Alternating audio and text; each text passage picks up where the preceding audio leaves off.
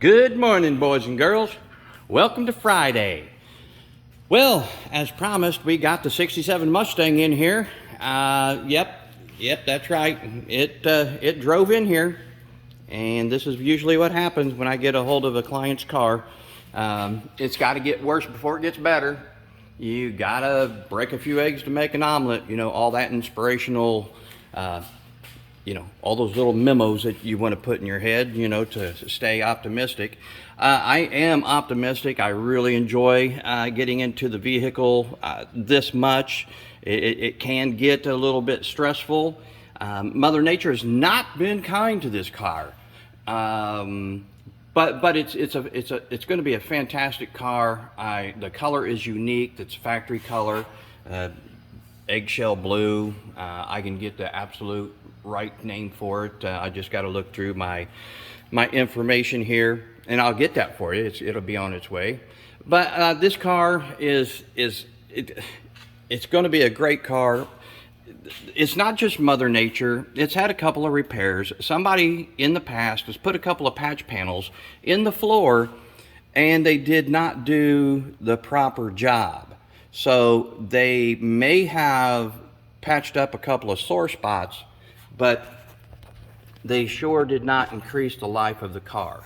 You can see right here that somebody put a patch over a big area of metal here and just covered up the rust. Well, of course, the rust just kept on going. And it had more opportunity to grow because we gave it a layer of metal to creep up under and hold moisture and hold debris that could become acidic, like road salt and things like that. And it just deteriorated the car even more.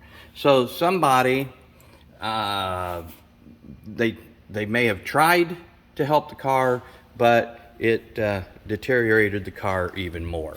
Another thing that hurt this car was they gas welded, meaning they used a settling torch, which creates a heck of a lot more heat than what we have today. You can see the little areas where they tacked a quarter panel on here using brass. So in order to melt that brass to the panel, they used a gas torch. And look at what's happened. They didn't come back and rust proof it. The gas torch created so much more heat, and it burnt the galvanized coating off of this metal, and of course Mother Nature is going to attack that.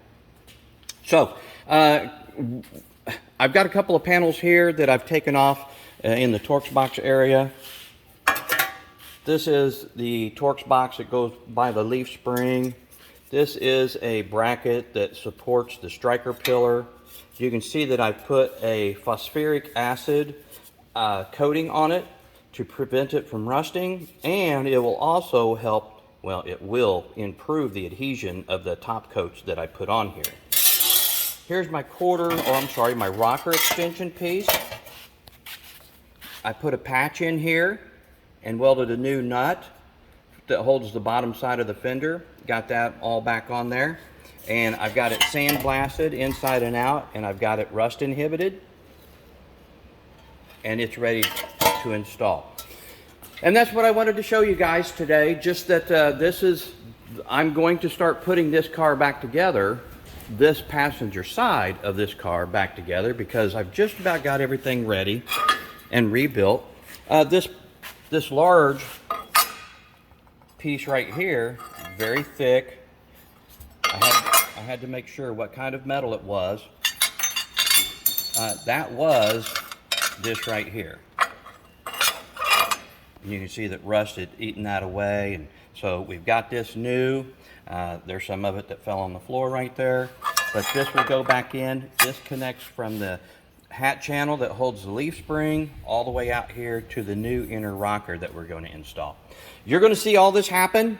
You're going to see the results, and I hope that you enjoy this video. We're going to watch this car all the way through the process, and I hope you like it. Any comments, any questions, please go to stay with the channel, Hassler Restoration and Consulting, and ask a question, make a comment. I'm always ready to learn something new. If somebody's got a different tip and trick, I'm open to that.